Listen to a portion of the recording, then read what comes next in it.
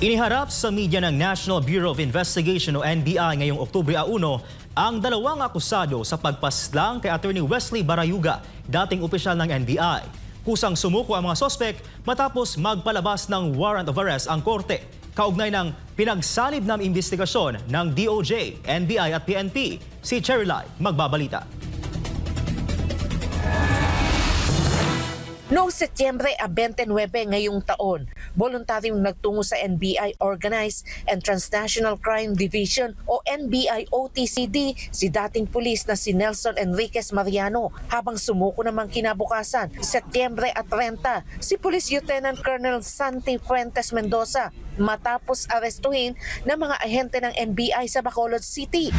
Kaugnay ito ng kaso noong Hulyo 30, 2020 kung saan binaril si Attorney Wesley Barayuga na nooy board secretary ng PCSO at retiradong pulis kasama ang kanyang driver ng mga riding in tandem sa Mandaluyong City. Namatay agad si Barayuga sa insidente habang sugatan ang kanyang driver na isinugod sa ospital. Batay sa utos ni DOJ Secretary Jesus Crispin Remulla, bumuo ng composite team ang DOJ at NBI na nakipag-ugnayan sa PNP Criminal Investigation and Detention Group o CIDG upang magsagawa ng masusing investigasyon sa naturang krimen. Matatandaan na sa isang quad committee hearing sa Kamara noong Setyembre 2024, umamin sina Mendoza at Mariano sa kanilang partisipasyon sa pamamaslang at itinuro bilang utak ng krimen sina dating PCSO General Manager Royina Marsan Garma at NAPOLCOM Chairman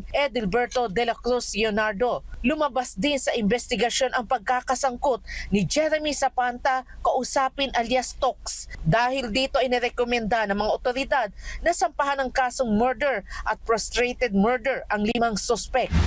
Nagpalabas naman ng warrant of arrest ang Regional Trial Court Branch 279 ng Mandaluyong laban sa kanila. Ayon kay NBI Director Judge Jaime Santiago, bago umalis papuntang Malaysia si Garma, nag-iwan ito ng contact number sa kanya. Ngunit simula nang lumabas ang warrant of arrest, hindi na umano ito makontak. Parang cannot be reached. So tinatawagan po ninyo cannot be reached? Oh yes. So, Number yun ng kamag-anak? yung kasama niya, hindi ko na lang sabihin yung pangalan. Kasama niya, pinsan niya raw yun. So any communication na gusto namin i-relay through him, magkasama naman sila. But then hindi na nga sumasagot. Batay sa record ng NBI, Setyembre 6 nang dumating si Garma mula Amerika, ngunit agad ding lumabas ng bansa papuntang Malaysia kinabukasan, Setyembre 7. Layon umano nito na magbigay ng pahayag sa ICC kaugnay ng war on drugs noong siya isang police colonel pa. Nilinaw naman ng NBI na wala silang jurisdiction para pigilan ang pag-alis ni Garma noon dahil wala pang inilalabas na warrant of arrest. Nakipag-ugnayan na rin ang NBI sa Interpol at nagpadala ng request sa pamamagitan ng International Operations Division noong Setyembre 29 kasabay ng paglabas ng warrant. Dagdag pa ni Santiago, tiniyak noon ni Garma na hindi siya tatakas. We will now coordinate with Interpol, no?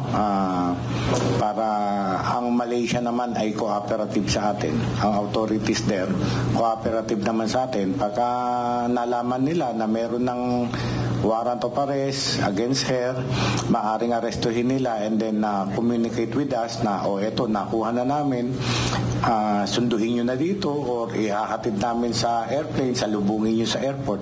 Ganun po mangyayari. Pinayuhan na rin ni Santiago si Garma na mas makabubuti kung agad itong umuwi sa Pilipinas upang harapin ang mga kaso. Para sa Diyos at sa Pilipinas kung mahal, Cherry Light, SMNA News.